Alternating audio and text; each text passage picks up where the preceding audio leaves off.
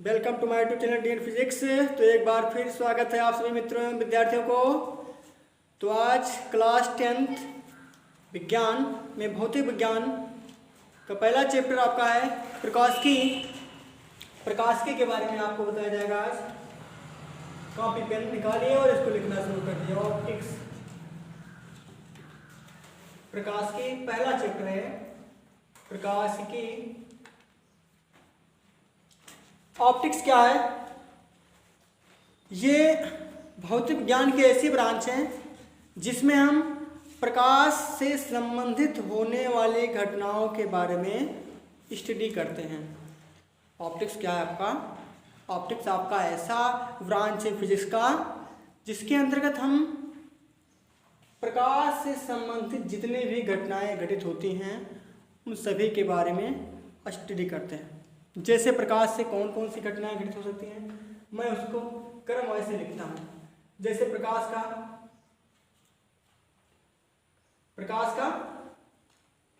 परावर्तन, प्रकाश का परावर्तन, प्रकाश का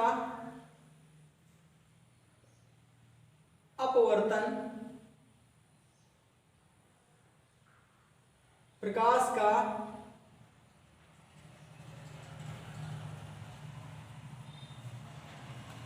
का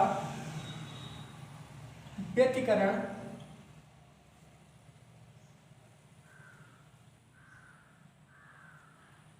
प्रकाश का विवर्तन, प्रकाश का ध्रुवण,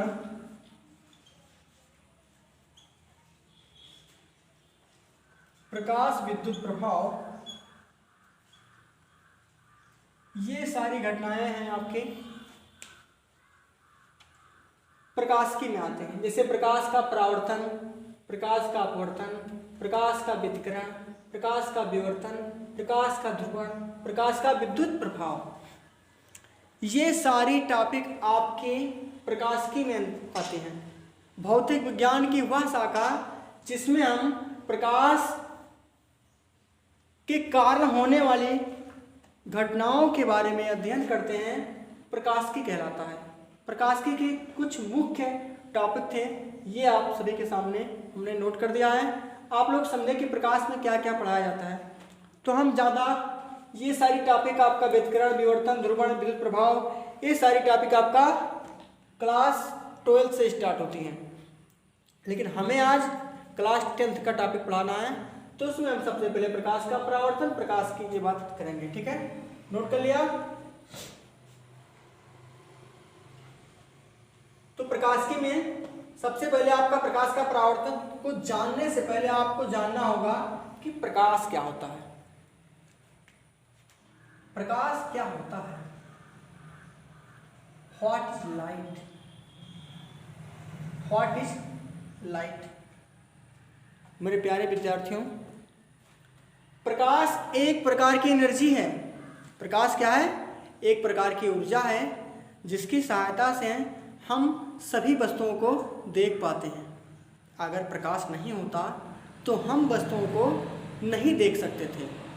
जैसे आज में ये मार्कर दिख रहा है, तो ये प्रकाश की वजह से हर एक वस्तुओं पर प्रकाश डायरेक्टली या इनडायरेक्टली रूप से आपतित होती है और वहाँ से परावर्तित होकर हमारे आंखों के रेटिना पर उसका प्रतिबिंब बनता है, जिससे हमें वस्तुएं स्पष्ट रूप से दिखाई देती हैं। रेटिना पे वस्तु का प्रतिबिंब जब बनता है, ये प्रतिबिंब रेटिना द्वारा हमारे मस्तिष्क को भेज दिया जाता है, जिससे हम उस वस्तुओं का आकार, आकृति अपने अंदर रख पाते हैं। ठीक है, प्रकाश क्या है? प्रकाश एक प्रकार की एनर्जी है। प्रकाश क्या है? प्रकाश एक प्रकार की ऊर्जा है, एक प्रकार की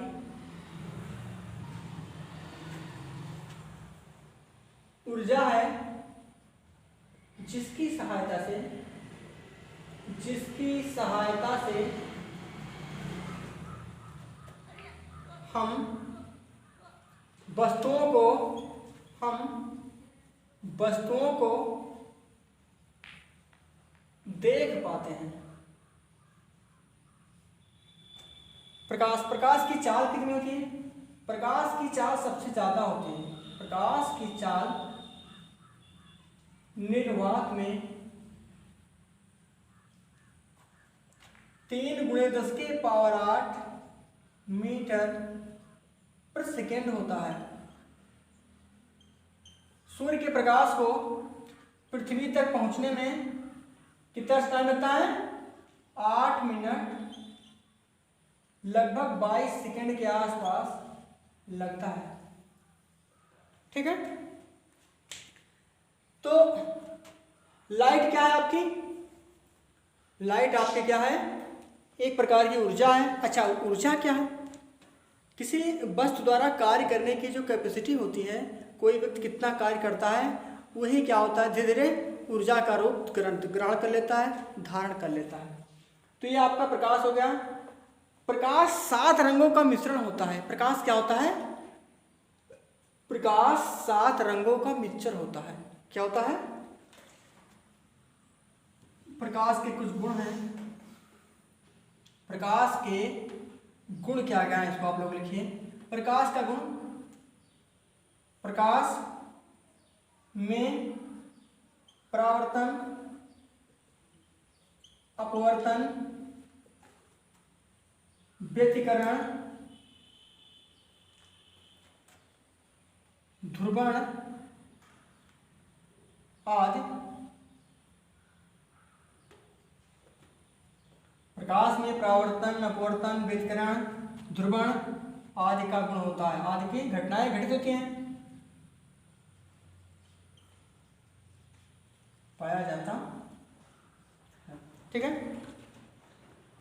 दूसरा पॉइंट आपका, प्रकाश सरल रेखा में, प्रकाश सरल रेखा में गति कर सकता है। सरल रेखा में गति कर सकता है। प्रकाश क्या कर सकता है? स्ट्रेट लाइन में गति कर सकता है, सरल रेखा में गति कर सकता है। प्रकाश जब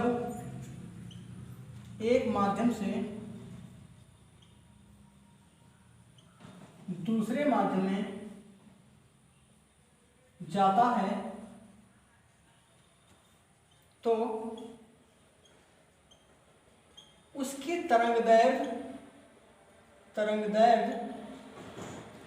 उसकी तरंगदैर्घ्य चाल बदल जाती है। उसकी तरंगदैर्घ्य चाल बदल जाती है, लेकिन उसकी आवृत्ति नहीं बदलती है। आवृत्ति नहीं बदलती है। उसकी तरंगदैर्घ्य चाल बदल जाती है, लेकिन उसकी आवृत्ति नहीं बदलती है। आवृत्ति इसकी क्या होती है? कांस्टेंट होती है। आप लोग इतना नोट कर लीजिए, फिर हम आगे की ओर बढ़े। ठीक है, ये तो हो गया आपका प्रकाश।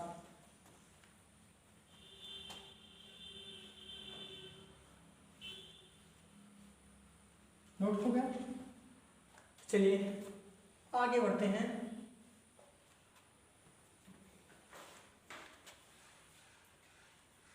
चौथा पॉइंट आपका है, प्रकाश 7 रंगों का मिश्रण होता है। 7 रंगों का मिश्रण होता है। तो कौन कौन से रंग होते हैं? जिसको विबग्योर से लिखते हैं, विबग्योर से लिखते हैं। किसे लिखते हैं? विबग्योर से याद करते हैं। प्रकाश जिसे हम दृश्य प्रकाश भी कहते हैं। क्या कहते हैं? दृश्य प्रकाश क्षेत्र, दृश्य प्रकाश कहते हैं। दृश्य प्रकाश में 7 रंग, बैगनी, आसमानी जिसको violet, indigo, blue, green, yellow, orange, red कहते हैं। दृश्य प्रकाश की जो तरंगदैर्घ्य है 3800 एंगस्ट्रॉम से लेकर 7800 एंगस्ट्रॉम के बीच होती है। मानव द्वारा हम लोग दृश्य प्रकाश को ही देख पाते हैं। दृश्य प्रकाश से पहले आपका अवरक्त क्षेत्र होता है, गामा क्षेत्र होता है, नियर इंफ्रारेड क्षेत्र होता है, जो हम लोग नहीं देख सकते। दृश्य प्रकाश के लिए सिर्फ और सिर्फ यही 7 कलर हैं। ये कैसे पता हुआ कि 7 कलर होते हैं सूर्य के प्रकाश में? एक प्रिज्म था, एक पारदर्शी माध्यम होता है प्रिज्म।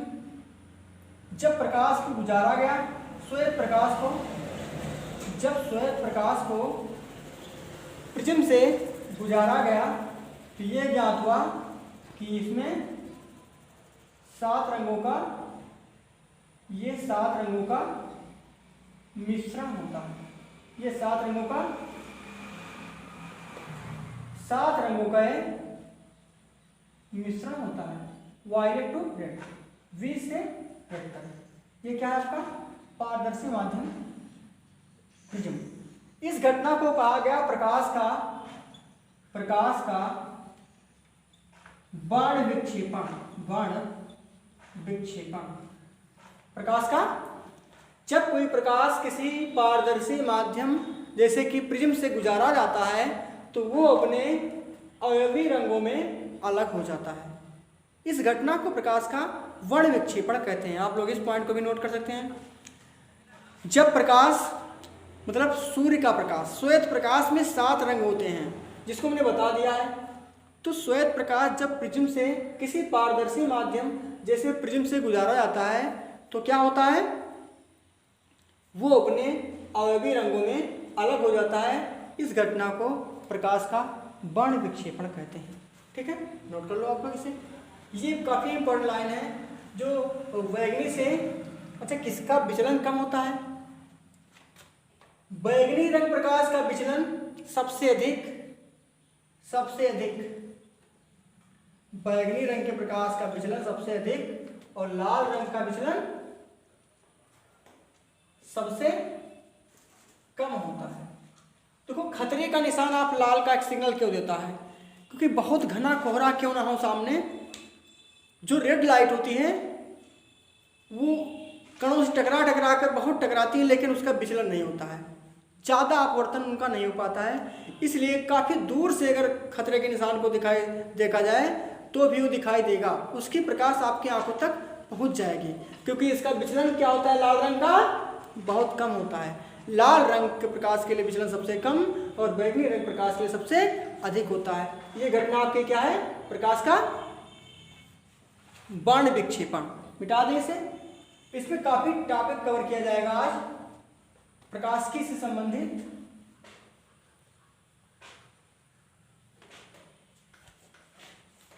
अब अगला हेडिंग डालते हैं, प्रकाश का परावर्तन क्या होता है? प्रकाश का परावर्तन, प्रकाश का परावर्तन क्या होता है? ये आपका व्हाइट बोर्ड है, ये आपका क्या है? व्हाइट बोर्ड है। ये बहुत ही चिकनी सतह है, बहुत ही चिकना पालिशदार सतह है। अगर इस पर कोई प्रकाश टकराता है, ऐसे प्रकाश है, ये आपका वायु का है, इसको छोड़ के जो चीज़ है वो वायु है। वायु आपका क्या कहलाता है? विरल माध्यम। कांच आपका क्या कहलाता है? सघन माध्यम। ठीक है, तो जब कोई प्रकाश विरल माध्यम से सघन माध्यम, जैसे ये बोर्ड या जल कह सकते हो, कांच कह सकते हो, ये सब क्या है? सघन माध्यम है। तो जब विरल माध्यम से सघन माध्यम में जिससे प्रकाश मिल गया, ऐसे प्रकाश जाएगा, ऐसे जाएगा, तो इससे टकराएगा तो प्रकाश का लगभग 95% वापस लौटाएगा। किसमें लौटाएगा? वायु से गया, ये वायु है, इस साइड में वायु से गया, टकराया और टकरा के दूसरे माध्यम से फिर अपने ही माध्यम में वापस लौटाया। मतलब जब कोई प्रकाश की किरण किसी चिकने पालिशदार तल से टकराती है तो टकराकर प्रकाश का अधिकांश भाग अपने ही माध्यम में वापस लौटाता है। अपना माध्यम मतलब जैसे आपका जो पूरे है वायु, ये आपका अपना प्रथम माध्यम है जिसको विरल माध्यम आपने कहा। और जब ये आपका दूसरे माध्यम में जाता है, जैसे आपका ये बोर्ड है, ये आपका दूसरा माध्यम है, जब इससे टकराता है तो प्रकाश का 95% अधिकांश भाग फिर अपने ही माध्यम में वापस लौटाता है। इस घटना को प्रकाश का परावर्तन कहते हैं। मैं एक फिगर बनाता हूँ। एक चिकना पालिशदार तल है, एक प्रकाश की किरण आ रही थी, यहाँ पर आई, टकराई, कहाँ पे? यहाँ पे टकराई और जैसे यहाँ पे प्रकाश किरण टकराई तुरंत ही क्या हो गया, इसका परावर्तन हो गया। क्या हो गया, एक प्रकाश किरण आई इस पॉइंट O से टकराई और फिर इसका, ये आपका माध्यम कौन सा है, ये आपका वायु है, ये क्या है आपका विरल माध्यम है। क्या है, विरल माध्यम। ये आपका क्या है, सघन माध्यम है। क्या है, सघन माध्यम। जैसे कांच, कांच आपका क्या है, सघन माध्यम। या पानीदार तल कोई कांच ही आपका, ठीक है। तो हुआ क्या, ये आने वाली किरण को क्या कहा गया, आपतित किरण है। क्या कहा गया, आपतित किरण। टकरा के जाने वाली किरण को परावर्तित किरण। क्या कहा गया, परावर्तित किरण। जब भी परावर्तन की घटना घटित होगी, जब भी परावर्तन की घटना घटित होगी, बीच में अभिलंब खींचते हैं, चाहे परावर्तन की हो चाहे अपवर्तन की हो, एक बीच में अभिलंब खींचते हैं। इसको कहा गया अभिलंब। इसको क्या कहा गया, अभिलंब। ये जो पॉइंट जहां पे तीनों पॉइंट मिल रही हैं इसको कहते हैं आपतन बिंदु। क्या कहते हैं, आपतन बिंदु कहते हैं। इसके साथ जो कोण बनता है उसको आई कहते हैं, इसके साथ जो कोण बनता है आर कहते हैं।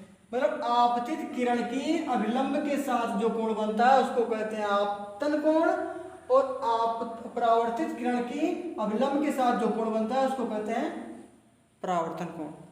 ठीक है, तो आप लोग समझ गए ना कि जब कोई, लिख लीजिए एक बार, जब कोई प्रकाश की किरण किसी चिकने पालिशदार तल से टकराती है तो प्रकाश का अधिकांश भाग प्रथम माध्यम में ही वापस लौट आता है। इस प्रकार प्रकाश को अपने माध्यम में लौटने की घटना को प्रकाश का परावर्तन कहते हैं। ठीक है, जो किरणें आती हैं उसको आपतित किरणें, जो वापस जाती हैं उसे परावर्तित किरणें कहते हैं। ठीक है, यह आपका मध्य, यह आपका है आपतन बिंदु। ठीक है, अब इसके दो नियम हैं, परावर्तन के नियम, परावर्तन के दो नियम हैं, परावर्तन के दो नियम हैं। कौन कौन से, नंबर एक, आपतन कोण, आपतन कोण आई बराबर परावर्तन कोण, परावर्तन कोण आर। मतलब कोण आई जो आपका है कोण आर के बराबर है, ये आपका प्रथम नियम है। ये जो कोण है आई ये आर के बराबर है। दूसरा नियम क्या है, आपतित किरण परावर्तित किरण के बीच खींचा गया अभिलंब तीनों एक ही तल में स्थित होती हैं। बिल्कुल, ये आने वाली किरण थी यहाँ पर, ये जाने वाली किरण थी, ये इसका भी मिलन यहाँ पर, अभिलंब का मिलन भी यहाँ पर। तो ये पॉइंट आपका क्या हो गया, तीनों बिंदु का केंद्र हो गया। दूसरा क्या हो गया, आपतित किरण, आपतित किरण परावर्तित किरण, परावर्तित किरण के बीच खींचा गया अभिलंब तीनों एक ही तल में होती हैं, एक ही तल में स्थित होती हैं, स्थित होती हैं। ये आपका दोनों नियम हो गया, नोट कर लीजिए आप लोग, मिटा दें। हाँ, एक चीज और इंपॉर्टेंट टॉपिक कुछ है उसको भी आप लोग देखिए। जब ये प्रकाश आपका आता है एक माध्यम से दूसरे माध्यम में जाता है तो उसके चाल क्या होती है, यहाँ जिस वेग से प्रकाश की किरणें आएंगी टकरा के उसी वेग से वापस लौटेंगी। यहाँ पर आपका वेलोसिटी परावर्तन की घटना में नहीं होगा क्योंकि ये दूसरे माध्यम में प्रवेश नहीं कर पाया है। ये इस पृष्ठ से टकराने के बाद पुनः अपने माध्यम में वापस लौट गया है। तो जिस वेग से ये किरणें आपतित किरणें आएंगी उसी वेग से परावर्तित किरणें वापस लौट जाएंगी, क्योंकि ये भी विरल माध्यम से आया था, विरल माध्यम में ही वापस लौट गया। तो माध्यम जब तक चेंज नहीं होगा जब तक प्रकाश का वेग पर कोई प्रभाव नहीं पड़ेगा। समझ में आया? ठीक, नोट कर लो। लेकिन आवृत्ति अगर दूसरे माध्यम में प्रवेश करेगा तो आवृत्ति इसकी क्या होगी, बदल जाएगी। अच्छा, परावर्तन कितने प्रकार का होता है? परावर्तन दो प्रकार के होते हैं। कितने? दो प्रकार के होते हैं, दो प्रकार के होते हैं। नंबर एक होता है नियमित परावर्तन, नियमित परावर्तन होता है पहला, और नंबर दो क्या होता है, अनियमित परावर्तन। भाई अनियमित परावर्तन। अब नियमित परावर्तन क्या है? अगर कोई चिकनी सतह है, लगातार 2 या 2 से अधिक प्रकाश आ रहे हैं, सब क्या हो जाएंगे, चिकनी सतह है तो उसके समानांतर लौट जाएंगे। जितने भी प्रकाश आएंगे वो सब क्या होंगे, बिंदु यहाँ पे टकरा, P1 यहाँ, P2 यहाँ, P3। तो जब प्रकाश की विभिन्न प्रकार के प्रकाश किरणें किसी चिकने पालिशदार तल के विभिन्न बिंदुओं पर टकराते हैं तो टकरा कर वो उसके समानांतर वापस लौट जाते हैं। इसको कहते हैं नियमित परावर्तन। नियमित परावर्तन के लिए आवश्यक होता है कि सतह इसकी क्या हो, चिकनी होनी चाहिए। लेकिन अनियमित परावर्तन क्या होता है, अगर कोई खुरदुरा तल है, अनियमित परावर्तन में तो क्या होगा, ऐसे कोई खुरदुरा तल बना हुआ M1 है, M2 है, ये खुरदुरा तल है, क्या है, ये खुरदुरा तल है। तो इस पर कोई भी किरण आएगी तो किसी भी दिशा में हो जा सकती है, हो सकता है इस प्रकार से जाएगी, कोई निश्चित दिशा नहीं होती है टकराने के बाद। तो ये क्या है आपका अनियमित परावर्तन। क्या है, अनियमित परावर्तन।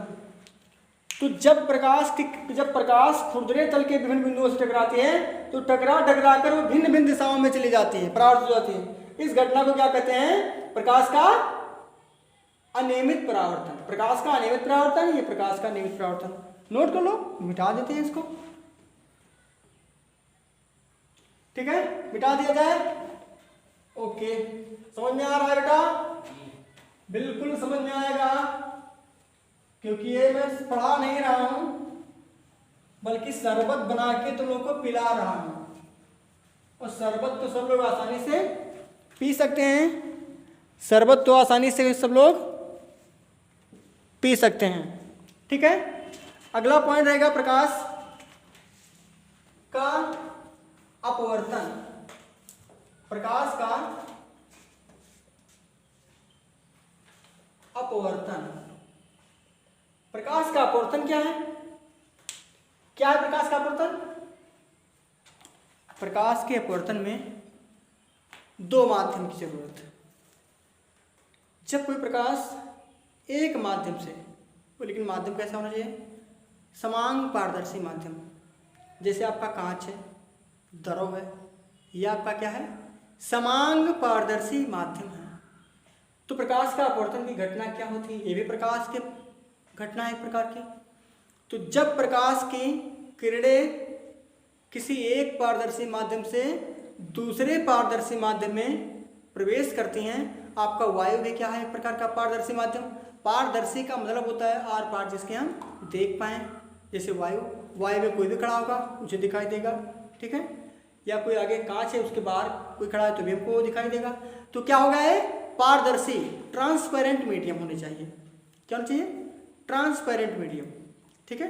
तो जब प्रकाश की किरणें एक पारदर्शी माध्यम से दूसरे पारदर्शी माध्यम में प्रवेश करती हैं तो वो अपने मार्ग से विचलित हो जाती हैं। विचलित होने का मतलब ये हुआ कि आप सीधे सीधे जा रहे हैं और किसी से टकरा के आप अपने रास्ते को बदल दें, इसी को कहते हैं विचलित होना, ठीक है। तो मैं इसका फिगर बनाता हूँ, आप लोगों ने इसको नोट कर लिया। जब प्रकाश की किरणें एक पारदर्शी माध्यम से दूसरे पारदर्शी माध्यम में प्रवेश करती हैं तो अपने मार्ग से विचलित हो जाती हैं, अपने मार्ग से विचलित हो जाती है। क्या होती है, अपने मार्ग से विचलित हो जाती है। क्या होती है, अब यह आपका माध्यम था, यह आपका माध्यम था विरल। क्या था, विरल माध्यम मतलब वायु। यह आपका है सघन माध्यम। क्या है, सघन माध्यम। जैसे सघन माध्यम जैसे कांच या जल, इसका अपवर्तनांक N1, इसका अपवर्तनांक मान लिया N2। ये किरणें थी आने वाली किरण, अब ये वायु से आ रही थी, जाना चाहिए इसको सीधे, लेकिन क्या झुक गई, थोड़ा सा अपने मार्ग से विचलित हो गई। तो ये आने वाली किरण थी, जैसे ही यहाँ पे पहुंची और यहाँ से विचलित हुई तो क्या हुआ, इसका अपवर्तन हो गया। तो प्रथम माध्यम दूसरे माध्यम में गई, मतलब वायु से जल में या कांच में प्रवेश किया तो ये अपने माध्यम से विचलित हो गए। इसी घटना को हम कहते हैं प्रकाश का अपवर्तन। एक अभिलंब खींचा गया, अभिलंब के साथ जो कोण बनता है उसको y कहते हैं, यहाँ पे जो कोण बनेगा वो r कहते हैं। मतलब आने वाली आपतित किरण का अभिलंब के साथ जो किरण कोण बनेगा उसको आपतन कोण I कहते हैं। जो किरण अपवर्तित हुई इसको क्या कहते हैं? आपतित किरण। क्या कहते हैं? आपतित किरण। ठीक है। और ये क्या है? अपवर्तित किरण है। क्या है? अपवर्तित किरण है। हाँ, अब इसमें देखिए, जब ये आई किरण तो ये वायु से होता आई, लेकिन जैसे ही कांच में या जल में प्रवेश किया तो इसका वेलोसिटी चेंज हो गया। इसका वेग v1 था तो इसका वेग v2 हो गया। इसकी तरंग दैर्ध्य, तरंगों में चली गई दूरी बदल गई। इसकी तरंग दैर्ध्य कुछ दूसरा, इसका इस माध्यम में तरंग दैर्ध्य कुछ अलग, लेकिन आवृत्ति नहीं बदलती है। नहीं बदलती है। आपका वेग बदल जाएगा, तरंग दैर्ध्य बदल जाएगा। एक माध्यम से दूसरे माध्यम में जाने पर वेग बदल जाएगा, दिशा बदल जाएगी, तरंग दैर्ध्य बदल जाएगी, लेकिन आवृत्ति नहीं बदलती है प्रकाश के अपवर्तन में। तो ये आपका हो गया प्रकाश का अपवर्तन। प्रकाश के अपवर्तन के दो नियम हैं। कौन कौन से? पहला नियम, आपतित किरण, आपतित किरण, अपवर्तित किरण, अपवर्तित किरण के बीच खींचा गया अभिलंब तीनों एक ही बिंदु पर होते हैं। एक ही बिंदु पर होते हैं। दूसरा, किसी भी दो माध्यमों के लिए, किन्हीं भी दो माध्यमों के लिए आपतन कोण I की साइन, साइन ट्रिग्नोमेट्री का एक फंक्शन है। आपतित किरण I की साइन और अपवर्तित किरण R की साइन, मतलब ज्या, किन्हीं भी दो माध्यमों के लिए आपतित किरण, आपतित किरण I की साइन मतलब ज्या, अपवर्तित किरण, अपवर्तित किरण, आपतित किरण या आपतन कोण आएगी। आपतित किरण से जो कोण बना उसको क्या कहेंगे? आपतन कोण। तो आपतन कोण कह दो। आपतन कोण I की ज्या तथा अपवर्तन कोण, अपवर्तन कोण R की साइन ब्रैकेट में ज्या, साइन का अनुपात नियत होता है, नियत होता है। अर्थात मिटा देगा।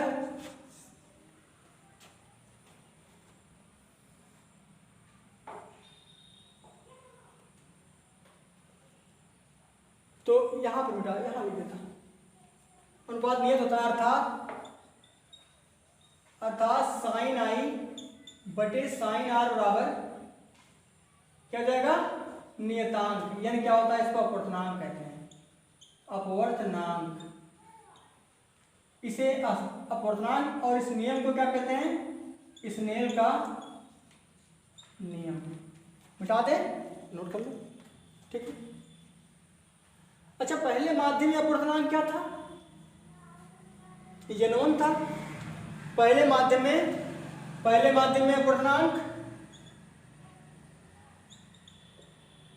पहले माध्यम में अपवर्तनांक था N1, दूसरे माध्यम का N2। तो क्या हो जाएगा?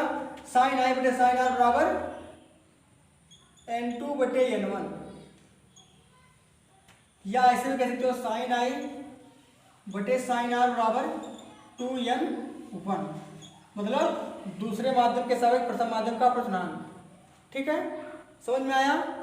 ओके, बहुत अच्छे।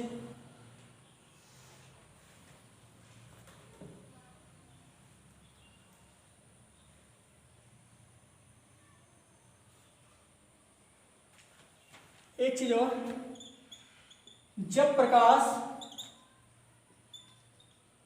विरल माध्यम से सघन माध्यम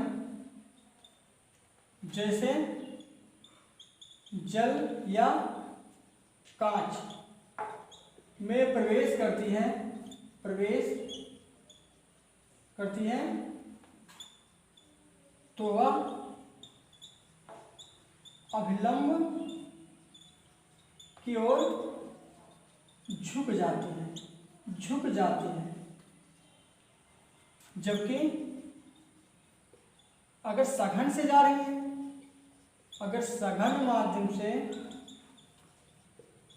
विरल में जा रही है, विरल में जैसे वायु में जा रही है,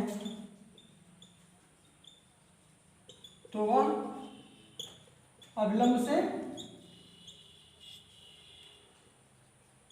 दूर हटती है। क्या करती है? जैसे अगर मान लीजिए, नोट कर लो पहले इसको, ठीक है। अगर सघन माध्यम से विरल माध्यम में जाएगी, मान लीजिए कि ये वायु है, वायु से अगर कांच में गई तो ये अभिलंब की ओर झुक जाएगी, ये अभिलंब है इसकी ओर झुकेगी। लेकिन अगर प्रकाश की किरणें सघन माध्यम से विरल में जा रही हैं, सघन से विरल में जा रही हैं, तो क्या होगा? अभिलंब से दूर हट जाएगी, इस तरह से हो जाएगी, अभिलंब से दूर हट जाएगी, ठीक है। तो आज के लिए बस इतना ही इस वीडियो में, फिर मिलते हैं अगले वीडियो में। मुझे आशा है कि जितना भी पढ़ाया गया होगा आप लोग को अच्छे से समझ में आया होगा। तो अगर मेरा वीडियो आप लोगों को अच्छा लगे तो प्लीज़ लाइक, कमेंट, सब्सक्राइब अवश्य कीजिए। फिर मिलते हैं नेक्स्ट वीडियो में। Thanks for watching my video.